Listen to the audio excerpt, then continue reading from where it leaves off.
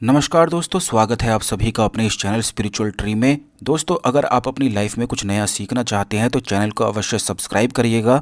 मकर संक्रांति हिंदुओं का एक महत्वपूर्ण पर्व होता है और इस साल मकर संक्रांति का त्यौहार 15 जनवरी 2023 को देश भर में मनाया जाएगा। आपको बता दें कि शास्त्रों में भी मकर संक्रांति के दिन को बेहद ही शुभ माना गया है। वहीं ज्योतिष में संक्रांति का अर्थ सूर्य या फिर किसी ग्रह के एक राशि से दूसरी राशि में प्रवेश से बताया गया है।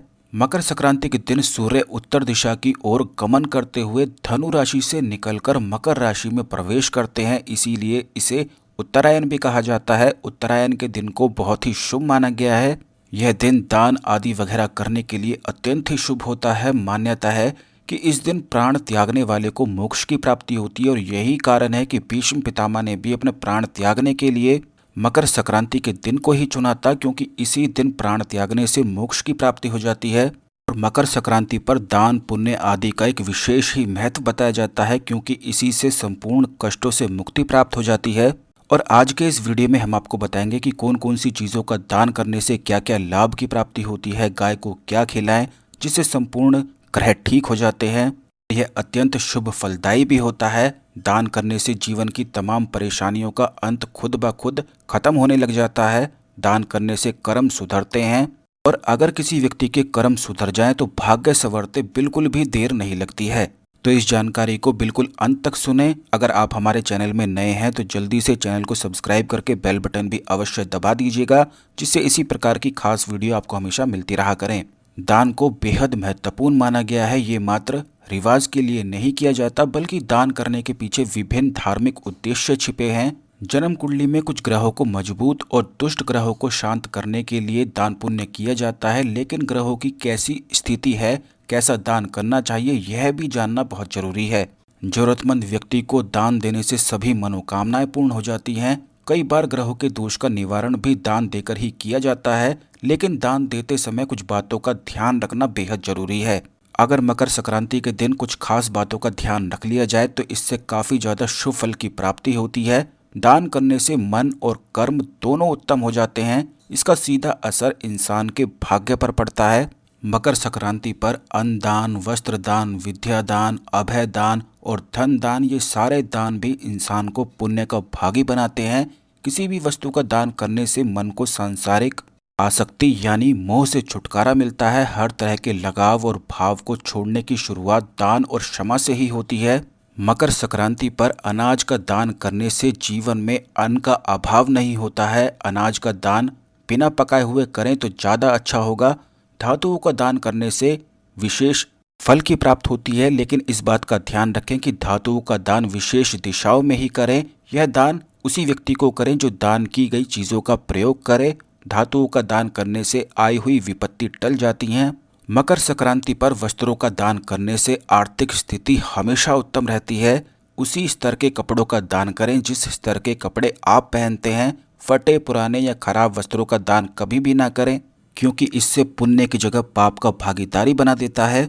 मकर संक्रांति पर दूध के दान को भी विशेष माना जाता है, शुभ माना गया है, लेकिन इस बात का ध्यान रखें कि सूर्यास्त के बाद दूध का दान कभी भी नहीं करना चाहिए। ये आपके लिए अशुभ परिणाम लेकर आ सकता है, क्योंकि दूध का संबंध सूर्य और चंद्रमा दोनों ग्रहों से होता है। ऐसे में सूरज ढलने के बाद दूध का दान करने से इसका विपरीत प्रभाव आपके जीवन पर पड़ सकता है। वहीं दूसरी ओर अगर सुबह सूर्य उदय के समय दूध का दान किया जाता है तो इससे चंद्र ग्रह बलवान बनता है। मानसिक परेशानियों के लिए और मानसिक स्थिति को मजबूत बनाने के लिए दूध का दान मकर संक्रांति पर किया जाता है। इसी प्रकार दही का दान करने से शुक्र ग्रह बलवान बन जाता है, क्योंकि शुक्र ग्रह लग्जरी वाला ग्रह होता है। यह सुख समृद्धि में वृद्धि करता है। इसीलिए मकर संक्रांति पर दही का दान करने से जल्दी शादी के योग भी बनते हैं। सूर्य ढलने के बाद दही का दान बिल्कुल भी ना करें। सुबह केवल सूर्य उदय के समय ही ये सभी दान आपको करने हैं। मकर संक्रांति पर पैसों का दान माता लक्ष्मी को आकर्षित करता है और धन की संपूर्ण परेशानियों को दूर करता है। लेकिन इस बात का ध्यान रखें कि जब भी आप पैसों का दान करते हैं तो सूर्य ढलने के बाद बिल्कुल भी दान ना किया करें। ऐसी गलती करने से कर्ज का सामना करना पड़ता है और बहुत ज़्यादा शत्रु भी हावी होने लग जाते हैं। केवल सूर्य उदय के समय ही आपको दान करना चाहिए। अगर मकर संक्रांति पर किसी गरीब व्यक्ति को, जरूरतमंद व्यक्ति को खाना खिलाया जाता है, प्यासे को पानी पिलाया जाता है, शरबत आदि वगैरह पिलाया जाता है, तो इससे पितृदेवों की कृपा प्राप्त होती है, कुलदेवी की कृपा प्राप्त होती है और जो घर में कष्ट चल रहे होते हैं उनसे मुक्ति प्राप्त होती है। हिंदू शास्त्रों के अनुसार गाय के अंदर सभी देवी देवताओं का वास माना जाता है। अगर मकर संक्रांति के दिन सुबह उठकर पहली रोटी गाय को खिलाई जाए तो इससे संपूर्ण देवी देवताओं का आशीर्वाद प्राप्त हो जाता है। गाय को गुरु के साथ भी जोड़ा गया है, इसीलिए मान्यता है कि मकर संक्रांति के दिन गाय को हल्दी की रोटी खिलाने से धन, संपत्ति और सुख में वृद्धि होती है, दुष्ट ग्रह भी शांत हो जाते हैं। जो लोग मानसिक रूप से परेशान रहते हैं वो गाय को मीठी रोटी खिलाया करें। मकर संक्रांति पर गाय को मीठी रोटी खिलाने से शरीर में सकारात्मक ऊर्जा का प्रवाह होता है और शरीर की संपूर्ण नकारात्मक ऊर्जाएं समाप्त हो जाती हैं।